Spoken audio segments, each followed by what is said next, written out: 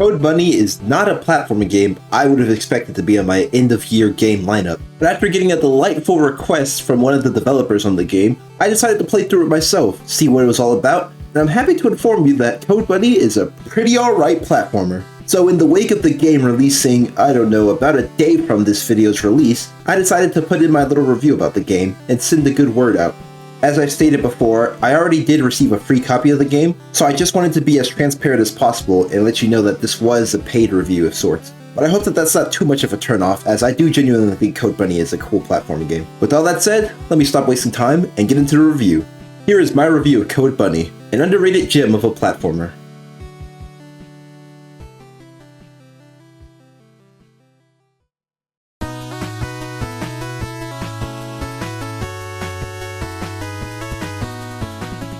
Starting off with Code Bunny, I think it's impossible to talk about this game without mentioning the undeniable influences that other games had on it, especially the 8-bit era of video games, specifically Super Mario NES, Mega Man, and even a little bit of Legend of Zelda with its art style influences. I say this because I think Code Bunny has genuinely one of the best 8-bit styles in my opinion. With its limited color palette and low fidelity graphics, it's actually able to achieve some pretty stunning visuals at times. I especially enjoy the stage Wonderland, a later level in the game, which combines this nice 3D tower figurama with the pixel art aesthetic to create this really ethereal and apocalyptic vibe for the level. Another highlight goes to the Forest of Morag, which has this nice sub-pixel animation to create this mysterious and creepy vibe. I won't spoil any of the rest of the levels, but every level has this attention to detail, and it makes it feel pretty unique even though it is a basic pixel art style. Onto the animation in this game itself, the two playable characters, Axel and Hazel, have some pretty expressive and speedy animations to sell the impact of their various moves. I especially love the effects on Hazel's signature move, the Ghost Crescent, which basically allows her to tag enemies with an arrow and then slash her way to their position in an elegant and visceral action. And I think that's a great transition to talk about an aspect of this game that's important to any video game really, the gameplay. Though it is nothing to write home about, Code Bunny does competently master the tenets of a great platformer excellently. A varied enemy pool, memorable but not intrusive stage gimmicks, a satisfying ebb and flow between each act, and a nice boss fight to close out each level as a neat little wrap-up. The one main criticism I would have about this game is that the music felt a bit flat and unengaging at some times. I know that the retro pixel art aesthetic is something that this game is going for deliberately, but man do I not have nostalgia for the old NES and SNES sound chips. I am happy that the game industry has moved past that. So while I know it may be some other people's cup of tea, I just didn't like it that much. As I've stated before, the moment-to-moment gameplay varies greatly depending on which of the two main characters you're using. Axel has this very momentum-based platforming vibe to their gameplay, where you have to build up momentum through these spin attacks that you bounce off of enemies to platform with. While Hazel, the main character of sorts, has the more classical platforming experience, where you simply traverse through the level, going through waves of enemies and using your unique mechanic to flash through them to victory. One thing about Hazel's gameplay that I would put over Axel's is that you can build up Ghost Crescent arrows and enemies in order to attack them all at the same time, creating this very visual and satisfying effect of you slashing across the screen at a high speed. It's really fun to play with.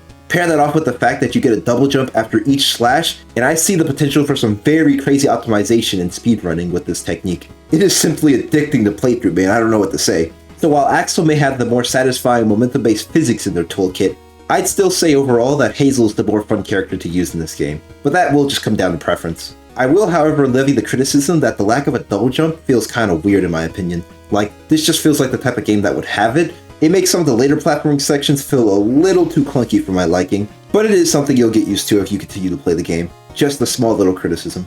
I will say, however, that by far the biggest criticism I have for this game is the pairing system.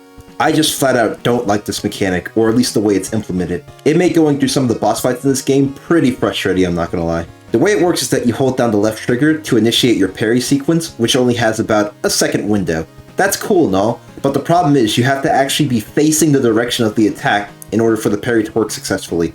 Now, with respect, this is a horrible gameplay choice, as it makes fighting boss fights that can shoot multiple projectiles at you from any angle that much more hard and precise. But it's not the fun type of precision that feels rewarding and skillful. No, it's the annoying kind that simply goes, why is this game's parry system different from every other one? I felt like I spent way too long on some of the boss fights in this game for my liking, just because of the parry system's flawed implementation. And pair that with the lack of a double jump and air dash, and man, some of the fights can feel really cheesy at times. I mean, some of these deaths, man, whew. But like I said, that's the biggest criticism I have for this game. The final gameplay element I'll talk about is the karma system, which is unique to Hazel.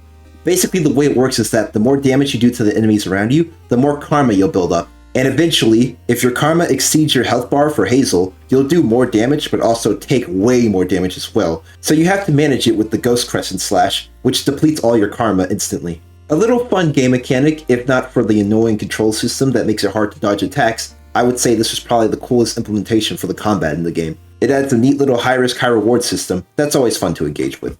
Now it's on to talk about the final and probably most interesting part of this game, the story.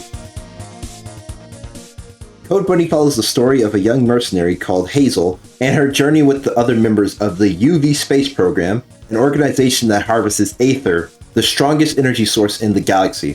Throughout her journey, she fights a terrorist organization known as Mad Bunny, who are seemingly trying to disrupt the status quo and attack all of your friends for no discernible reason. They attack Aether deposits, monuments to the corporation that you work for, and try to steal another magical energy source known as the Comet Shards. Over the course of the narrative, you find out that the organization that you work for isn't so altruistic after all, and slowly you uncover a conspiracy that has you take on clones of yourself, face the traumas of the past, and overall switch sides to stop a villain whose cynical outlook on the world is infecting everybody and will lead to the eventual destruction of the universe. Yeah, a bit ambitious of a story, I know, but I will say, the game's sincerity to its storytelling and genuinely hilarious character interactions make it a treat to sit through. Some of the cutscenes overstay their welcome just a tad bit, but it's easy to see that there is a lot of passion and heart put into this game, and the narrative it's trying to write.